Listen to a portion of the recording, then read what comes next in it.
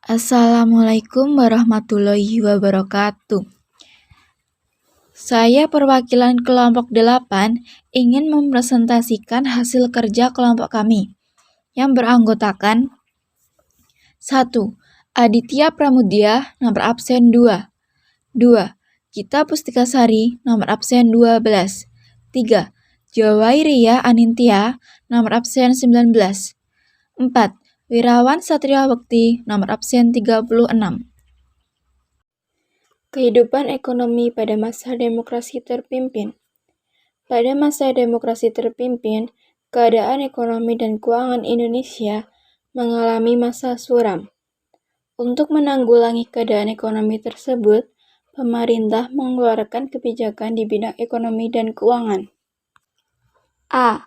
Pembentukan Badan Perencanaan Pembangunan Nasional atau Bappenas.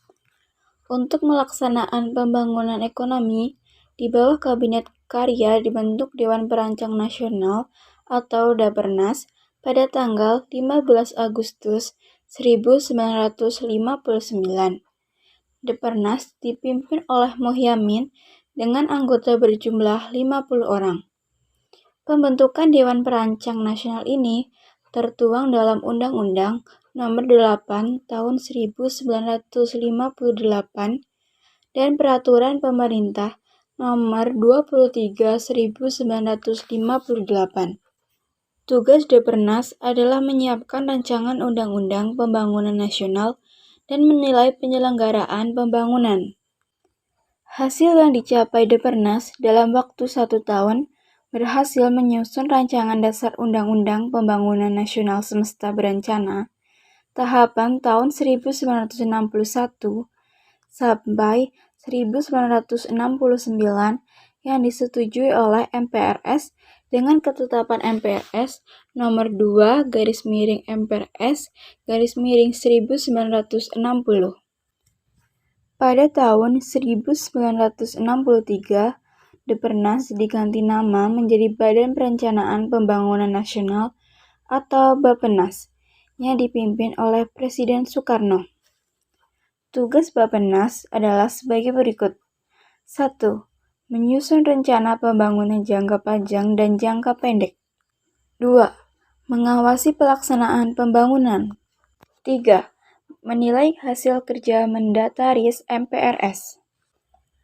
B. Penurunan nilai uang atau devaluasi. Tujuan dilakukan devaluasi adalah untuk membendung inflasi yang tetap tinggi, untuk mengurangi jumlah uang yang beredar di masyarakat, dan meningkatkan nilai rupiah sehingga rakyat kecil tidak dirugikan.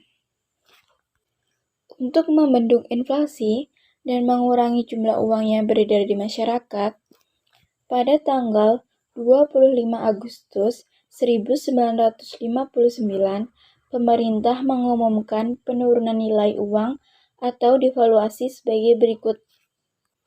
1. Uang kertas pecahan bernilai Rp500 menjadi Rp50. 2. Uang kertas pecahan bernilai Rp1.000 menjadi Rp100. 3. Semua simpanan di bank yang melebihi Rp25.000 dibekukan. Namun, usaha pemerintah tersebut tidak mampu mengatasi kemerosotan ekonomi, terutama perbaikan dalam bidang moneter. C. Deklarasi Ekonomi atau DEKON. Untuk mengatasi keadaan ekonomi yang semakin suram, maka pada tanggal 28 Maret 1963 dikeluarkan landasan baru bagi perbaikan ekonomi secara menyeluruh, yaitu Deklarasi Ekonomi atau DEKON.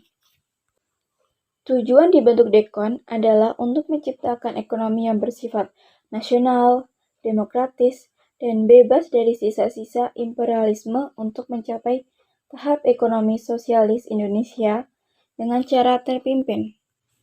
Namun, dalam pelaksanaannya, DEKON tidak mampu mengatasi kesulitan ekonomi dan masalah inflasi.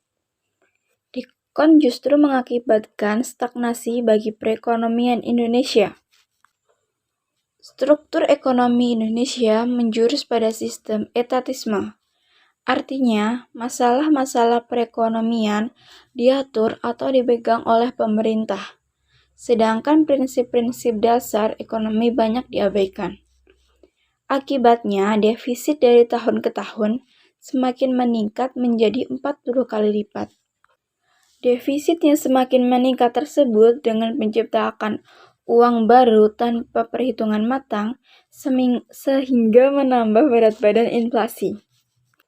Dalam rangka pelaksanaan ekonomi terpimpin, pada tanggal 11 Mei 1965, Presiden Soekarno mengeluarkan Penetapan Presiden Nomor 8 Tahun 1965 tentang Bank Tunggal milik negara yang kedudukannya di bawah urusan Menteri Bank Sentral.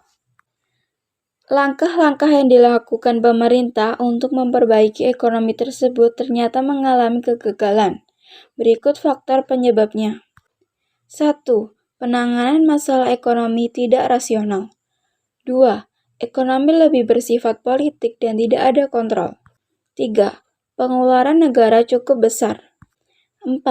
Devisa yang semakin meningkat ditutup dengan pencetakan uangnya yang menyebabkan inflasi semakin membumbung tinggi. 5.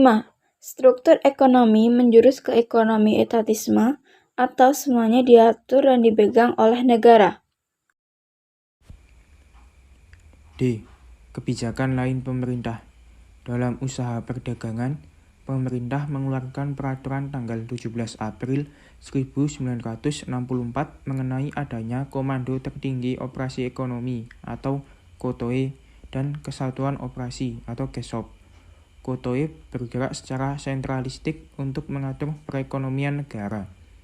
Sedangkan tujuan dibentuk KESOP adalah untuk meningkatkan sektor perdagangan. Sebagai penutupan, izinkan saya untuk menyampaikan satu pantun sebelum mengakhiri presentasi ini. Nasi goreng rasanya gurih, dimakan di Kota Batu. Kuucapkan terima kasih atas semua kasih dan perhatianmu. Wassalamualaikum warahmatullahi wabarakatuh.